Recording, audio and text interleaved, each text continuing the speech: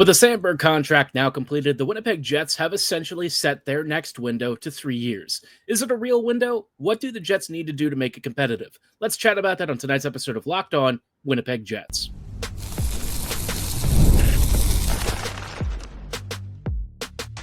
You're Locked On Jets, your daily podcast on the Winnipeg Jets, part of the Locked On Podcast Network, your team every day. Hey friends, and welcome to tonight's episode of Locked On Winnipeg Jets, part of the Locked On Podcast Network, your team every day. I'm your host, Harrison Lee, an avid Winnipeg Jets fan and an online blogger. You can follow me on Twitter at AJLivingLoco and at LO_Winnipeg Jets. Thanks for making Locked On Jets your first listen of the day every day. If you like what you're hearing, be sure to like, follow, and subscribe on all of your favorite podcasting platforms and YouTube. Doing so, of course, is always free of charge and ensures you never miss another episode. Most of all, though, we just love and appreciate your support. Tonight's episode, obviously, we are chatting a little bit about the ramifications now of the Samberg deal being done. We were talking a little bit about it yesterday. You heard my thoughts. Personally, for my taste, I think the term doesn't really feel ideal. It's not the worst case scenario. It's a lot better than that. But I think for the longer term Jets future, it just doesn't really feel like Winnipeg quite knows which direction it wants to go. But basically, they've now kind of set their own window, being this season until 27-28, when a lot of contracts come up for expiration and renewals. So the Jets have a very complicated picture ahead, and I don't know how they're going to quite navigate this if their goal is to win the Cup. I think it's going to be a very curious next 2 seasons, and this core is definitely on the wrong side of 30. So how do you make this a real contender?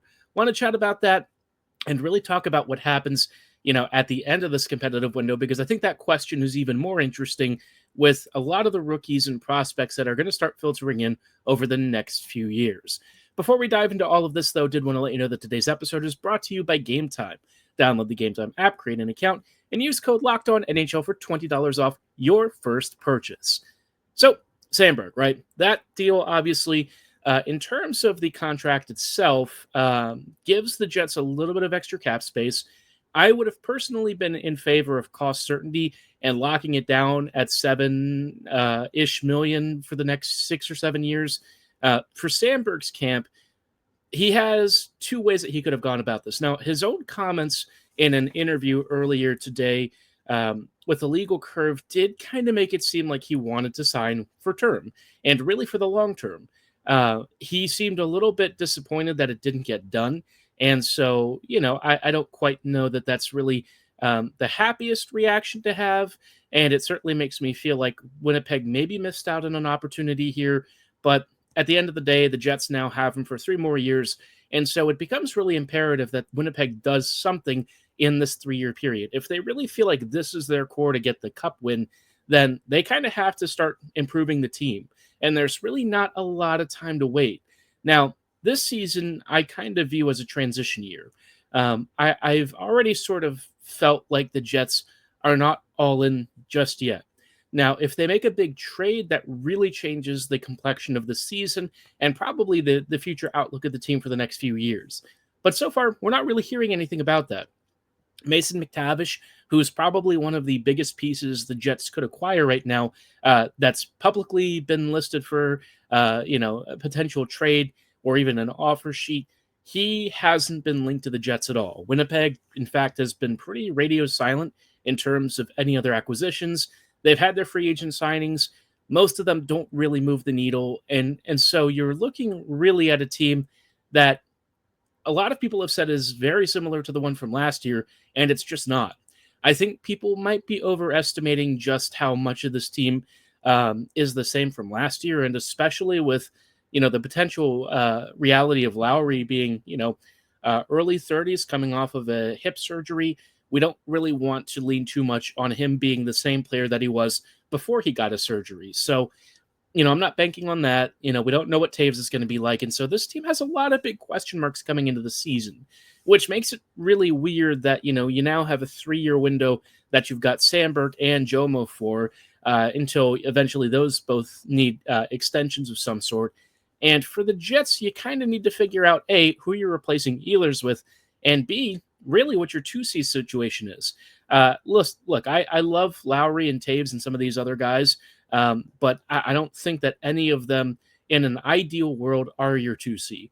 Now, Lowry, I think, could do the job relatively well, and I think there's a case to be made that he should be given that opportunity if he's healthy enough for it.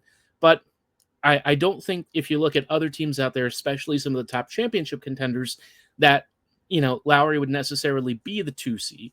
I think he would be a great 3C behind like a really high octane offense 2C, because I think the Jets overall just need more 5v5 offense creators. They have lots of guys who do a lot of the forechecking work. They have players who can really win battles in the corner and stuff, but they don't really have a lot of elite 5v5 creators. And I know that people will say, well, what about last season, right? The offense did really well, and the team had a really big season. They won the President's Trophy, right? How could they not have a strong 5v5 offense?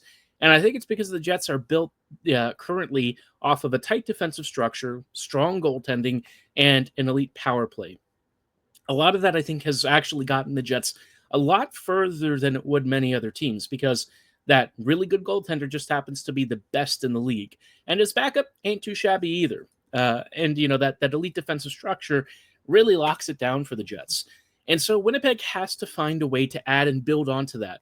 But with Ehlers gone, you already need a fast skater on the wings to help transition. And like Lambert could do it maybe. I don't know that I'm really looking at him just yet for that. Maybe in a year or two. But I feel like I'm not expecting him to just light it up in camp this year. I could be wrong, and I would really love to be wrong about this, but I don't know that he's going to have that sort of performance that makes him a cannot miss for the upcoming season. So you probably still need an upgrade there, and you've got to figure out the center position, right? You have Taves, and I don't really think that that's the most ideal situation. Nemesnikov's really not a 2C.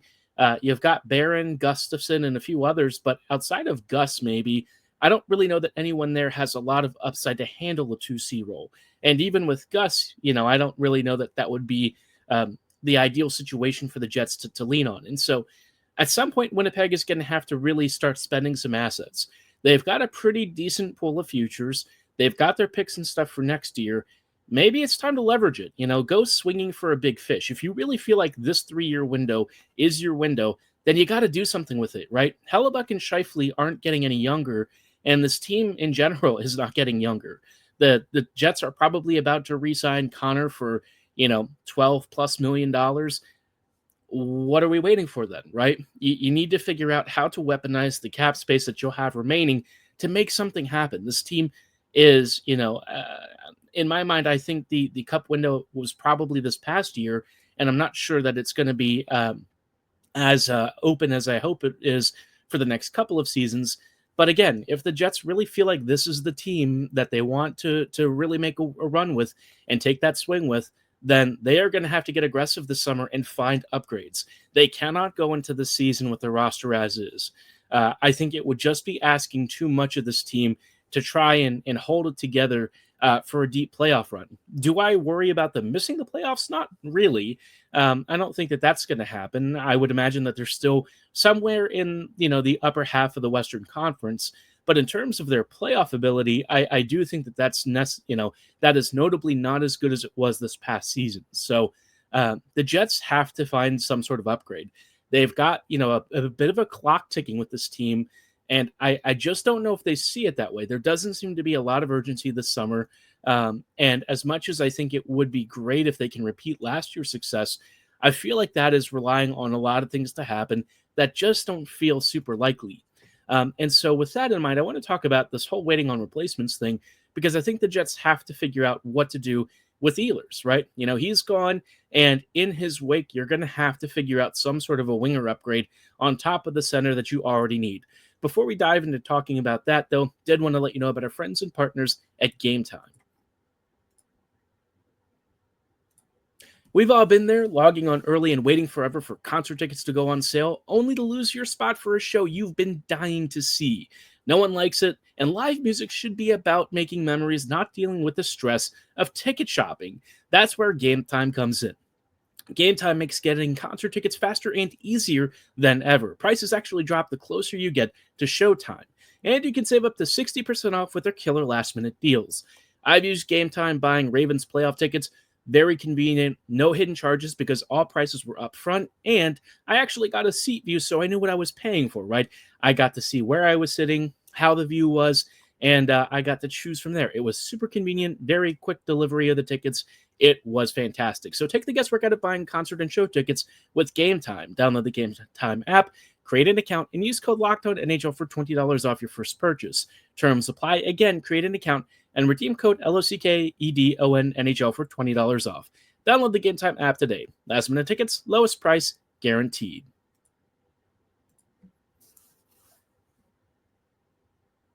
Hey friends, welcome back to this episode of Locked On Winnipeg Jets, part of the Locked On Podcast Network, your team every day. Every day, thank you so much for rejoining us on tonight's show as we are chatting a little bit about the Jets kind of needing to take advantage of these next 3 years because this is kind of their window. I think Winnipeg is more or less locked into this group of 3 years, including this upcoming season with Samberg signed and Morrissey still signed.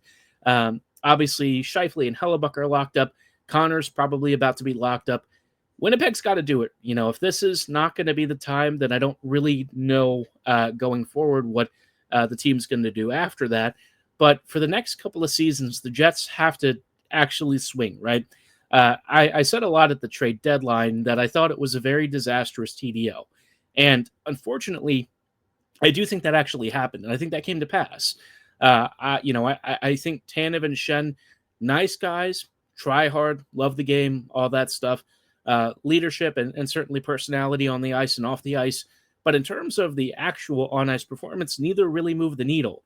And for what the Jets needed to really make a deep playoff run, they didn't get it done. And so, you can certainly argue about the Jets having trouble attracting talent and stuff. But at the end of the day, this is a results-based league. And, excuses only get you so far. At some point, maybe you need to change your trading focus. Maybe you need to change gears and figure something out because, the Jets are in this position where they have to do a lot of different things, right? They've got to balance the business side. They've got to balance the locker room personalities. And they kind of need to keep Helly and Scheifele happy, which is maybe a little bit of a delicate balance when your team is kind of facing a not too distant future where it's going to be time to start talking about maybe a little bit more of the retooling and rebuilding. I know that that's seemingly a little premature and early, but I promise you that tends to come up a little faster than people realize. We've seen in the past how quickly those competitive windows really have vanished for the Jets. And so that's why I'm really hoping that this time, after we saw what happened post 17-18, that the Jets don't fall into the same hole, right? Winnipeg just had a monster regular season. They had an all right playoff run, but, let's be completely transparent. They almost got knocked out in the first round. That happens to a lot of really good teams, but I think what happened to the Jets was, partly Hellebuck struggling and also the 5v5 offense kind of being a little bit here and there and the power play kind of drying up. So, you can definitely see that the Jets have some gaps to fill. And right now they've got two big ones. They need a big winger and they need a big center. As much as Taves, I'm sure, would love to hit the ground running at 2C, probably not the fairest expectation of him. And, I don't really look at Barron and Nemesnikov as being guys that I would necessarily ask to be, middle six or top six centers to really make up the difference. The Jets need to find somebody who can really drive play and be, an offensive catalyst. And they need a winger who can also be, a really high-end attacking player who can earn Arniel's trust and really drive offense out wide as well, drive transition, be a power play force, all this stuff. And I just don't know how the Jets can actually do any of this. They have some cap space to work with, but probably not a ton. And, you look at what's out there on the market, there's not really many options that I think the Jets can go after. I think if you're looking maybe for some underrated options, I keep coming back to players like Tomasino and Novak as that sort of caliber of guy that I would probably target. Maybe some players who have some stats profiles that are a little bit sneaky under the radar, but may not cost you an arm and a leg. And look, it might not work out. It might be more of a stopgap, but I think it would give you a little more stability, at least for this upcoming season, until you can really figure out a longer term solution. The Jets don't have a lot of space to work with, and they're probably not going to want to give up a lot of their futures. And so, if that's the case and they try to roll with what they have, I think they're going to find themselves a little disappointed with the outcome when the playoffs roll around. Not so much the regular season. I don't really worry too much about that. Obviously, the Jets are not going to start the season off doing a 15-1 run again, but they'll still probably be pretty decent. But the playoffs, if you're really serious about making that run with this core, you got to improve the roster talent in the top 6. It's just not going to get it done. It hasn't done so far, in the postseason. It did better in this playoff run, and I think that gives you a good foundation to work on and add to. But so far, we just really haven't seen the Jets being that aggressive. The free agents that they brought in are mostly depth pieces. Nyquist, lovely guy. I had a personal soft spot for him several years ago. He's kind of on the wrong side of 30, and he's not going to be your Ehlers replacement. He is definitely a stopgap option, and I think the Jets have kind of signed him to be that. A 1-year, $3.25 million contract doesn't really scream a guy you are super committed to. So, Pearson, very similar vein. He'll probably be a bottom 6 guy. Koepka, not exactly an offensive, juggernaut himself. And so I wonder if the Jets are again, kind of not looking at the season as the one that they want to take their swing. But I don't know if you really have much of a choice. You have 3 years to sort this out. Your next contracts for Samberg and Morrissey are going to necessitate raises. Morrissey will probably be, a $9 million plus player. Samberg, I can't really see going too far beyond $7 million. I would think 7.5 at the max, unless he really takes a massive step forward. But I think what we see with him this past year is probably what you're likely to see with him going forward in 3 years. But again, that's your 3-year window. You got to take advantage of these contracts while you still have them on the books. Perfetti needs a new extension here pretty soon. I don't know what his next deal is going to look like. At least you've got Velarde sorted out, so that takes care of that. You don't have to worry about Gabe so much.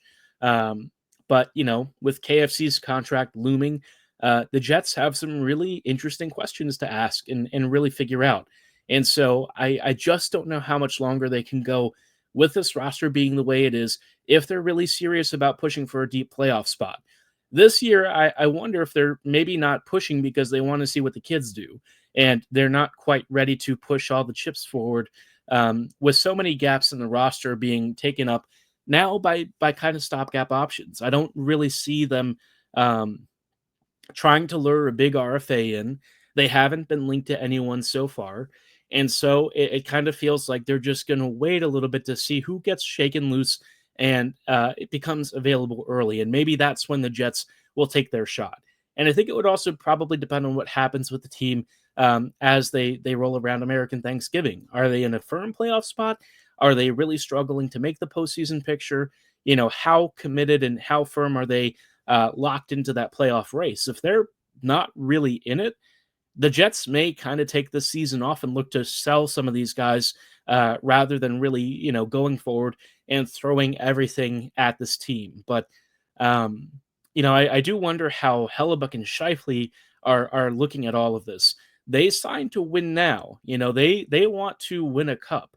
And so a year where they have to really swallow a bad team, or not necessarily a bad team, but one that they don't feel is necessarily doing everything it can to win that championship title, do they start to lose patience with that? And I just don't know. We've seen Scheifele in the past when he didn't agree with the direction of the team. He was not the same player. You could tell in conferences when he was on the ice, he did not look engaged at all. Hellebuyck, never really have a question with him. He just puts out pretty much every game.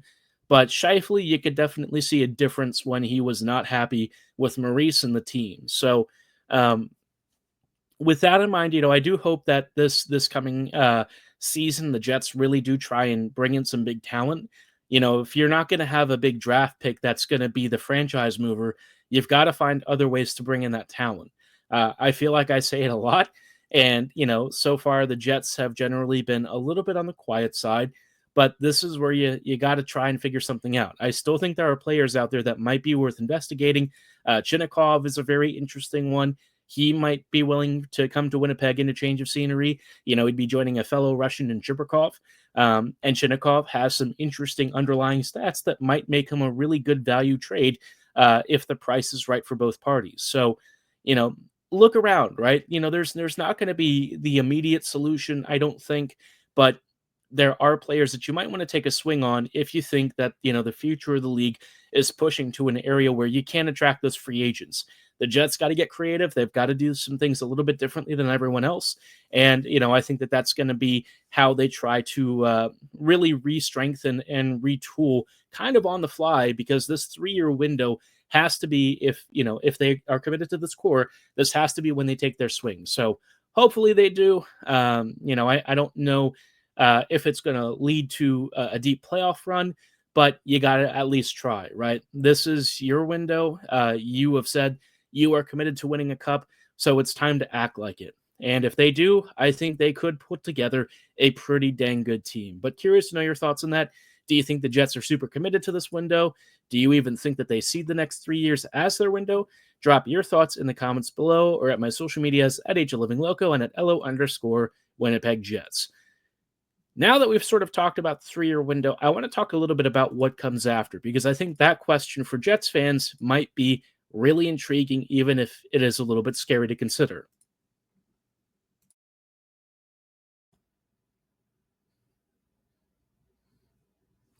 Hey friends, so welcome back to this episode of Locked On Winnipeg Jets, part of the Locked On Podcast Network, your team every day.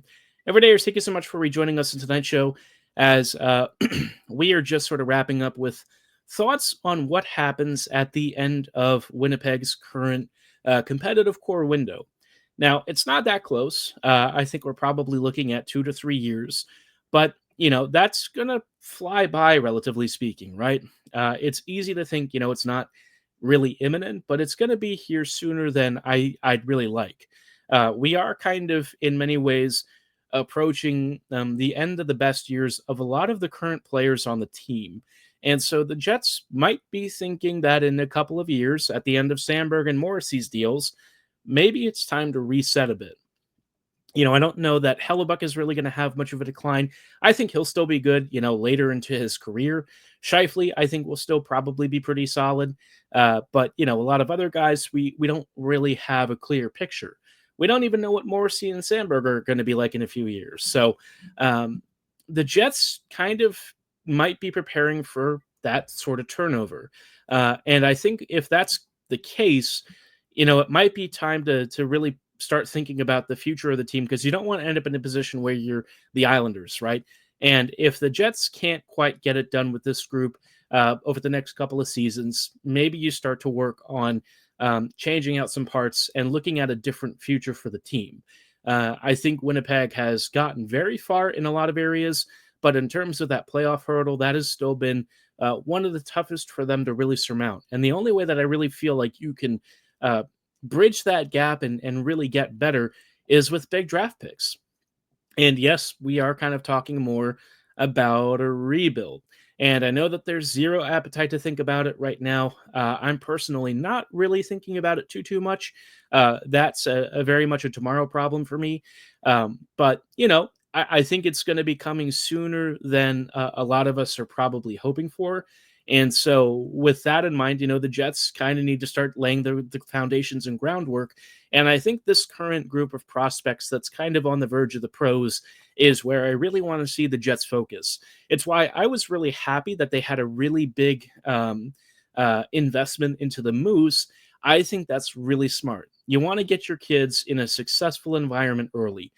Show them that the Jets are serious about winning at multiple levels. Make it a very positive environment. Show a good professional development track and get them ready for the NHL. Now, the AHL is not really a development league, but it can still teach a lot of the young kids some pro habits, getting used to um, something closer to the pace of the game than they're used to, the physicality and intensity, and the atmosphere and environment. This is going to be their first taste of real pro hockey, either this or the ECHL. And so if you can really get the Moose into good straights, I think it's going to set the whole franchise up for better success over time. Really just, not being a negative, crappy team the whole time, like we saw this past year with the Moose, I think would be, a big confidence booster. So, work on figuring out how to make this pipeline really serve the Jets. You get these kids in, some may have to be swapped to bring in pieces, but others can become real contributors to this team and internally improve the Jets so that when you are finally ready to take your big swing, you can actually go after stuff that's luxury, right? You've already got a lot of pieces in place in your depth positions. You don't have to worry about acquiring that. You can collect the rest of your assets and turn it into something really special that puts you over the top. And so, these next few years, I'm looking at the transition. I'm looking at how the Jets are going to be bringing the youth in and how much they rely on these ELCs. I think that can be a really big strengthening thing for the Jets. I think Winnipeg has some really interesting talent for their middle and bottom six, and how they kind of incorporate that really can set this team up for a much better transition as the current core starts to age out and they get ready to turn it over to the next generation. I don't think we have in the system those top end talents that are ready to step in necessarily, but maybe in the future, in a few years, if the Jets start to slow down and maybe the seasons start to decline a bit, you start getting some of those bigger picks. You start to see some, larger prospects and returns, and you get ready to set up for that future core. Again, it's not close, but as I was looking at Spot Track, it really sort of stuck out to me where the Jets' ages are, where this franchise is, and I started really thinking about the future of the team and that it's probably coming faster than I originally expected. So I don't want to fear it because I don't. I think, this is probably a positive thing in the end for the Jets. I think in a lot of ways, evolving this franchise and really getting ready to take that next step of competitive building would be a good thing for the Jets. We've seen some fantastic years and a couple of really big playoff pushes over the last couple of seasons. And now it's time to take all those lessons learned and start building for an even brighter future. But curious to know if you think Winnipeg is going to be doing that soon. I think probably at the end of this, 3-year window is when we'll start to see Winnipeg have those conversations and considerations. I do think it's going to need some very hard decisions, but I hope that the Jets are willing to make them and that they are prepared to. But curious to know your thoughts on all that. Drop them in the comments below or at my social medias at HLivingLoco and at LO_Winnipeg Jets. For tonight's episode, though, that's going to be all the time that we have. Thanks for listening. Have a great night. And as always, go Jets go.